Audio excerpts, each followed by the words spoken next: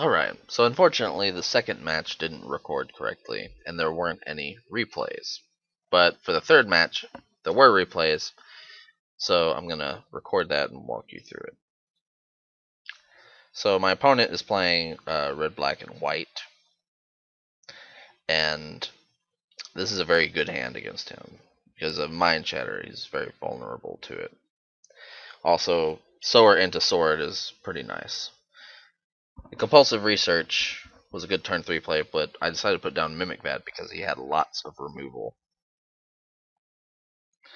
So here my thought process is I'm just going to Sower that, and I think he will kill my Sower, but I'm okay because I can put that under Mimic Vat. And so that gives me some stuff to do during his turn. So he Stagger Shocks my Sower, and I put it under Mimic Vat.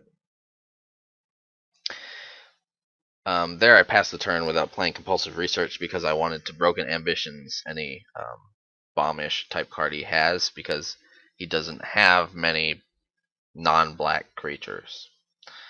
And Slaughter Pact is sort of worthless against him. Like, the only non-black card I think I saw was Yosei, which you don't want a Slaughter Pact ever. So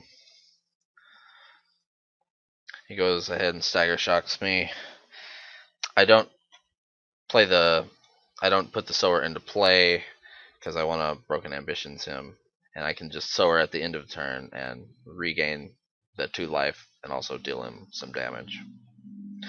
So I draw the land, and then that makes me feel comfortable with playing Compulsive Research because I need to continue developing my board, and I can hold open Broken Ambitions for a 5 or 6 drop that he has, and that's fine. Also, seeing Force of Will, I feel much better because that protects me from anything crazy. I discarded his sword because don't the I don't have a lot of creatures, and he has a lot of removal, so it's not going to be very helpful. I don't feel like. I mean, it could get me more value if I put it on a Sower token, but I think I have plenty to do without having to worry about putting sword. And Slaughter Pact is just not good against him. So he attacks, and then I get really lucky here. He goes for a 6-drop Yosei, which I Broken Ambitions, and we reveal those cards. I keep the Creeping Tar Pit because it's actually pretty good against him, and it's also just a land. So I'm fine here, just waiting to the end of the turn and Factor Fictioning. So I get these cards. The piles he gives me are these piles. Now, excuse me. I don't know. Factor Fiction piles are rather difficult to put together, even in the best situations. But I think this is a reasonable pile because Precursor Golem is okay against him, but Balance is good because it. Actually, I'm not really sure. I do know he doesn't want me to get Liliana, so he put that against the other 2 spells. However, since I have Mind Shatter in my hand, and obviously next turn I'm going to be shattering away his hand, I just take the Golem and Balance. It could have been right to just take Liliana Vess there. But anyway, so I took the Golem and Balance. And so I just spend my turn shattering him. He bursts me with a kicker, so that deals a lot of damage to me, but now he's drawing off the top. As you can see, his hand wasn't very good. I go ahead and play the Precursor Golem. Oh, the other reason I don't mind if he kills Golem is because then I get on Mimic Vat, and that's quite a difficult proposition. So I swing, he goes ahead and terminates it, which is fine. I just put it on Mimic Vat, and I pass the turn. I could have played Undead Gladiator, but I wanted to be able to use Mimic Vat and also cast Draining Welk or Force of Will. Here, I just cast Force of Will. It's possible I should have Draining Welked, because that gives me, a 5/5 dragon, and if he ever kills it, Draining Welk on Mimic Bat is pretty much the end. But for some reason, I chose to Force of Will, so I think that was actually possibly a mistake or a suboptimal play. Anyway, so I just play Mind Stone, and I'm fine with just sitting on Mimic Bat and having Draining Welk up. So I'm at 4 life, and so this is kind of risky because if he has any more burn, then he could take me out. But it's possible for me to kill him this turn, so I just go for it and attack him for exactly 18, and that's game 1. All right, this is the second game, and I keep this hand because although it's slow, it has Mesmeric Fiend, which I like being able to see his hand. It's just a good card. It's awkward with mana, but I draw the second land, being a Creeping Tar Pit. So I decided to play that so I can play Fiend and then Aqueduct this turn. I play Fiend and I see that he has this hand. So obviously, whatever I take, he can just kill Mesmeric Fiend with any of these removal spells. So there's no point in taking like a Yosei, because then he'll just kill Mesmeric Fiend whenever he wants to cast Yosei. What I do is I take Innocent Blood because I have Sword in my hand and some creatures.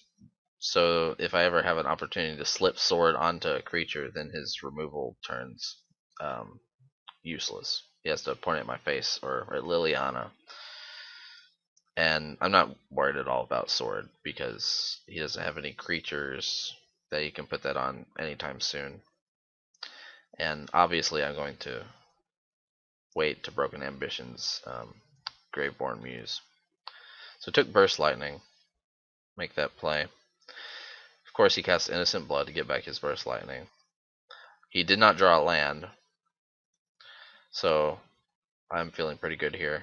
I just slip out Sword of Fire and Ice because I'm not wanting to Broken Ambitions anything. I don't play Undead Gladiator because he can just kill it even on his turn and he doesn't lose any tempo. And I want to possibly see him tap out for something so I can play Gladiator and then slip the sword on it for 2 mana. I decide to cycle the Gladiator, see if I could get a land. I don't, but I get another X counterspell, which is handy when I'm low on mana like this. So I know he has a hard time dealing with Mimic Bat, so I just put it into play because not much is happening here. He plays Sword, which I don't care about. I draw Exclude, which is terrific here because I know he's going to go for Graveborn Muse, and I exclude it to see if I can draw a land. I draw Liliana, which is fine. I know he can point Burn at her, but I'm actually fine with that because he'd have to spend 3 cards. Actually, Liliana is going up to 6 there. He would have to play Burst and Stagger Shock, and I would also get another card, so that would be 4 cards he spent on Liliana, and I would still have all of this, and I could counter the last burn spell. So it was a fine play.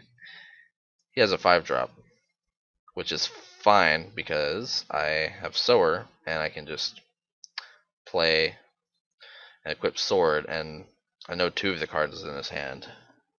So it's a pretty safe play. I made him discard with Liliana, caused him to discard Yosei, which is fine by me.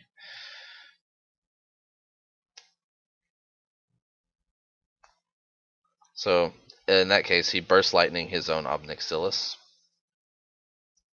which was,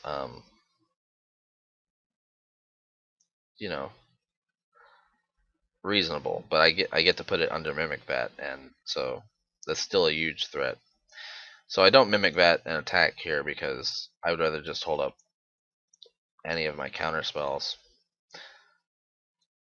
And I'm doing pretty well drawing card, dealing damage. Next turn I can hit him for lethal if I draw land, which is likely.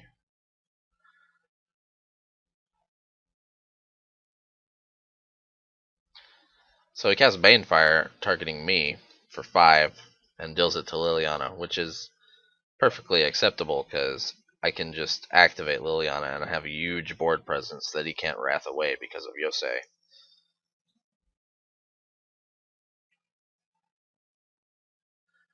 And so I deal him exact lethal with plenty of gas to spare. So that was my third match. Thanks for watching, and have a nice day.